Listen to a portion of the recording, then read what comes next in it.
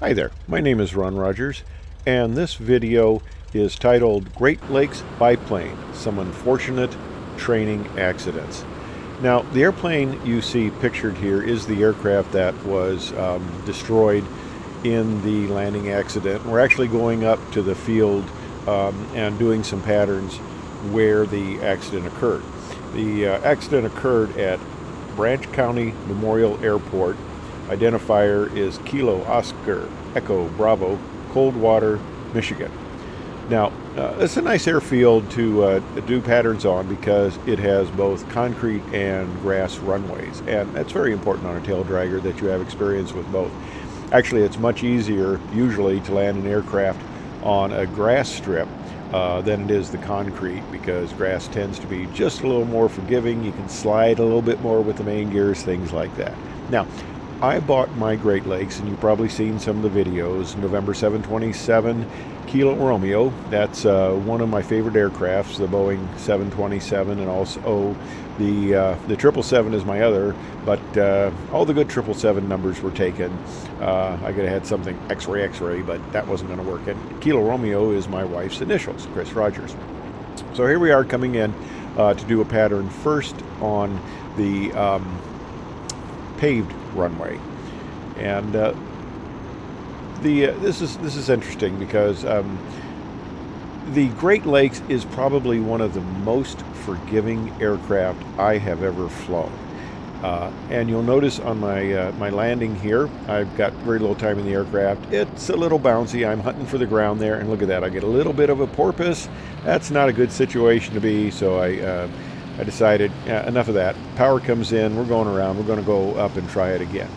Now, I had not flown conventional gear aircraft, tail dragger aircraft for probably several decades of any significance. I think the last tailwheel aircraft I had a little bit of time in was the Boeing 247, and that's kind of a different story there.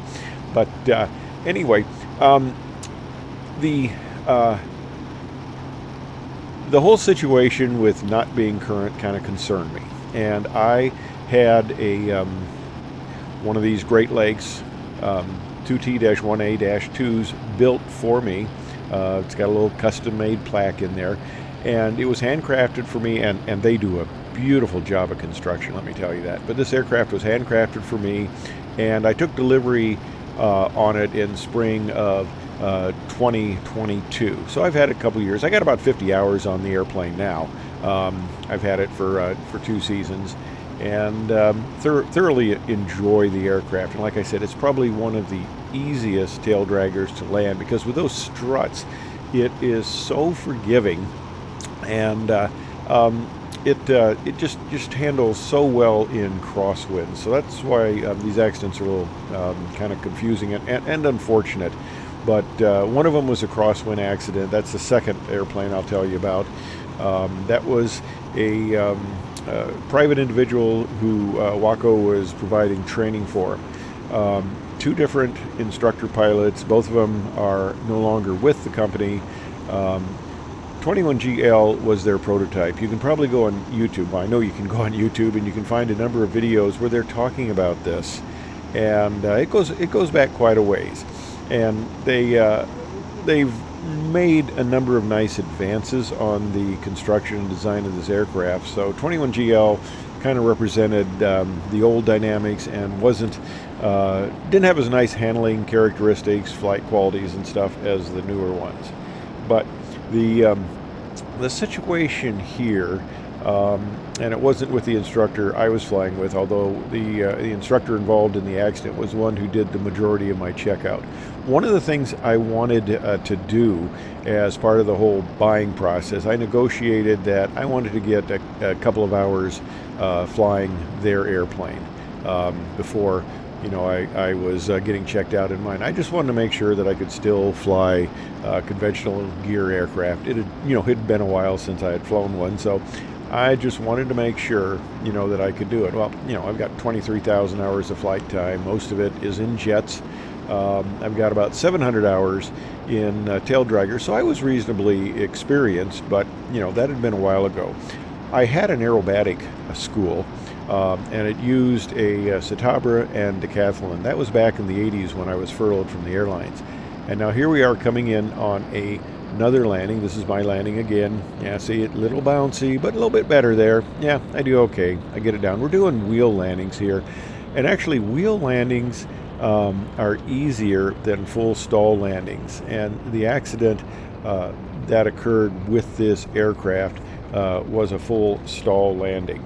And you approach at 75 miles per hour, which is a decent approach speed. But this aircraft continues flying down to just over 40 miles per hour. Now, one thing about it, this aircraft was designed in the 20s, the 1920s, not the 2020s.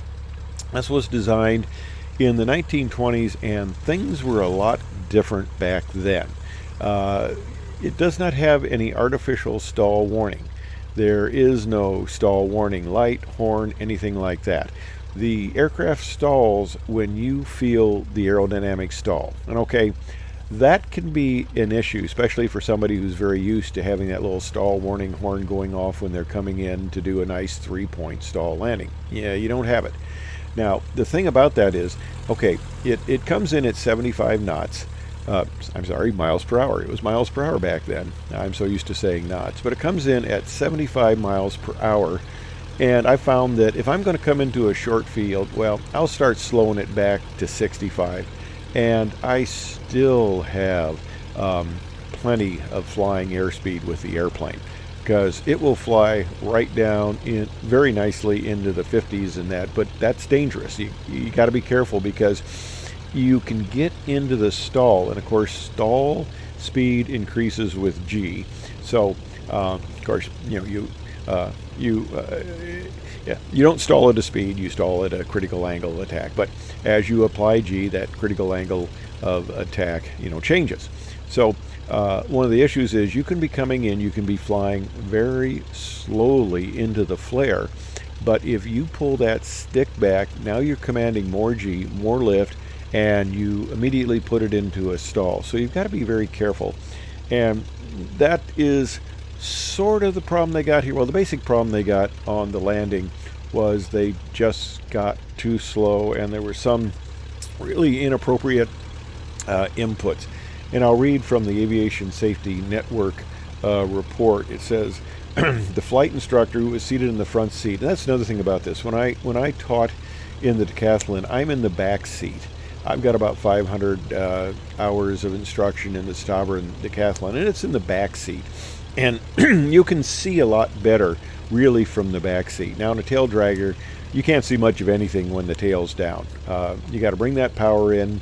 If you've got a metal propeller or a heavy propeller, you get a noticeable shift to the left as the tail comes off, because you've got the gyroscopic effects. Now this has a composite propeller, and I noticed that the effects, the gyroscopic effects as you bring the tail up, seem to be less. You don't have to put in as much right rudder, but at that initial part, which you'll see here with the tail down, you can't see very well. So you've got to look laterally, and I've got plenty of time instructing from the back seat of a number of aircraft. The T-38, you could see even less from the back seat than this aircraft, and in the F-4, you could tell you're lined up with the runway if you couldn't see it from the back seat.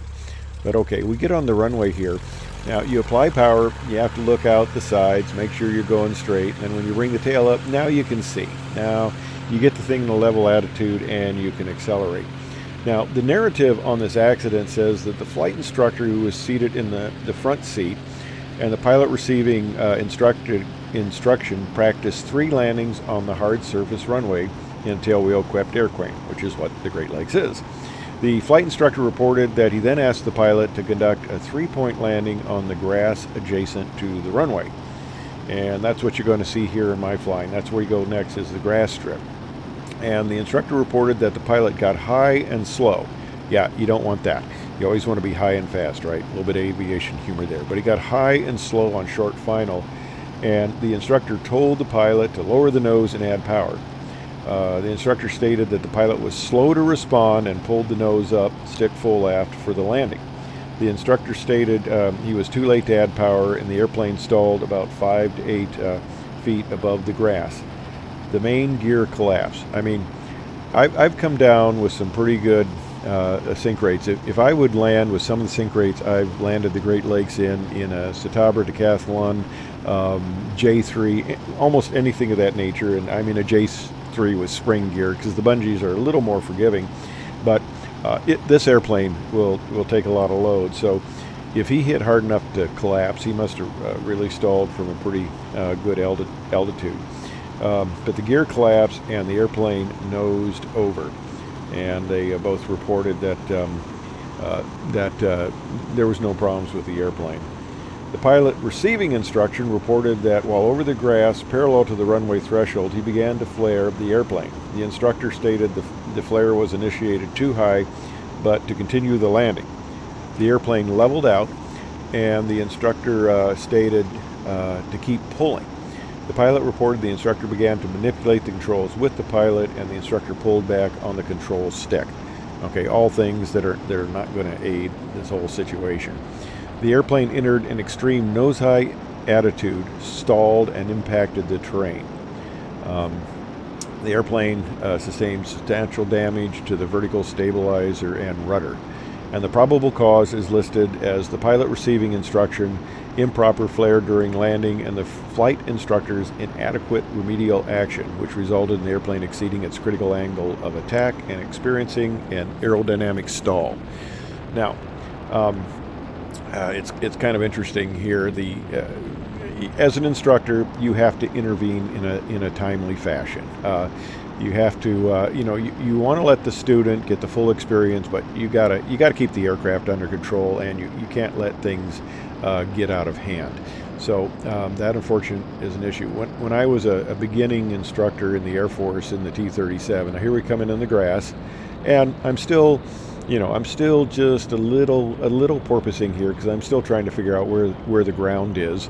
But the grass tends to be more forgiving. Now, one thing with this grass strip here and the way the trees are, it gives you a little bit of a bowl effect, in that it's like you're landing in a little bit of a bowl, and when you're looking out to the side, you see the trees and stuff come up, and you get the perception that you are lower than you actually are, and that can add to the whole situation and the whole accident scenario, and that might have been part of the cause. It was needless to say, a very unfortunate event. But as I was saying, when I was a brand new instructor in the T-37 as an Air Force pilot, I had, what did I have? Probably less than 300 hours total time in anything, and not much time as an instructor. They read an accident report where a student came in this was a twin-engine piston type transport aircraft, but he comes in, he lands hard, he collapses the gear, the aircraft starts to go off the side of the runway, and just as the aircraft goes off the side of the runway, the student yells, "You've got it," to the instructor. Well, of course, as instructors, we kind of laughed at that, because the instructor obviously should have come in a lot sooner on the controls and saved it, but the student was doing his good part in telling the instructor he had it, throwing the controls back to the instructor. Now, as I said, it's hard to see from the back seat on forward visibility, but I think there's another problem with this aircraft in the front seat. The fact that you've got a short nose there, and you still can't see forward also, but you don't have a lot of good lateral images. You've got to look out to the side, and typically you shift your head back and forth. I think instructing in this aircraft in the front seat, to me, is a lot harder than sitting in the back seat if you were instructing it. But of course, you fly the aircraft. The aircraft is flown single pilot from the rear seat, and that's where I've flown it. I've actually never flown my aircraft from the front seat, because I haven't had an instructor, who would be qualified it. And I'm not. The insurance won't cover me for giving instruction in my aircraft, and I had thought about it, but I'm doing some instructional videos that I have posted on YouTube, which you may or may not have seen. But anyway, um, so I think the instructor in the front seat is at a bit of a disadvantage. And the other thing is I have nice toe brakes in the back seat. In the front seat, you have heel brakes. And I've flown, the Sabra I used in flight instruction had heel brakes. And you get used to them, they're fine, but they're not at all as easy to use as standard heel brakes are. Now let me tell you about the other accident. It involved this aircraft, which is 53GL. A private individual had bought this aircraft and was getting Great Lakes, one of the instructors, to check him out in it. Now, they were doing touch and goes on the main runway there at Battle Creek, and the analysis says the pilot was receiving additional flight instruction in tailwheel-equipped aircraft. During the landing with a crosswind, the airplane bounced and then settled onto the runway. The airplane veered to the right, so the pilot added left rudder, but over-controlled to the left. The pilot then relinquished controls to the flight instructor. The flight instructor was unable to regain control, and the airplane ground looped. The airplane sustained substantial damage to its lower right wing. You don't have a lot of clearance on the wings here, so if you ground loop at all, you're going to catch one of the wings. But the problem was it got the lower right wing and rear spar and aileron. Both of them reported there was no mechanical problems with it, and the complete accident report cited the pilot's failure to maintain directional control of the tailwheel-equipped aircraft during a crosswind landing and the flight instructor's inadequate remedial action. And this is the aircraft that was actually on display up at Oshkosh. And they were trying to sell it. And I actually considered buying it, but I decided I wanted to go with a brand new aircraft. I wanted once in my life to actually own a brand new aircraft. So I did, and that's my story of how I almost bought this aircraft. It's being rebuilt, and I think at this time it has been rebuilt, and it will fly again. But one thing I noticed with the Great Lakes airplane in particular, and I noticed this myself when I started to get, that's dangerous when you start to get a little confident, that I sort of was not flying it all the way to the chocks. And on a tail dragger, you have to do that. And I was getting slow, and I started to get, I'm down to almost just above taxi speed. And I started to diverge a little bit. And of course, there you really got to get on the brakes because you don't have much rudder effectiveness unless you give it a shot of power. So I had to get on the brakes there, and I go, okay, that's a lesson for me. Don't let yourself get complacent because it will bite you. So like they say, you fly a tail dragger all the way to a full stop. So these were two unfortunate accidents involving company pilots. Both of them no longer work for Waco. Waco has got things back together, basically. They've got a flying prototype now. They've got a backlog of people who want to get demonstration flights, so because you want to fly the airplane before you buy it. But anyway, they're getting back in order, and they've got a backlog they're going to clear. So I hope you found this instructional, informational, and enjoyable. Thanks for watching.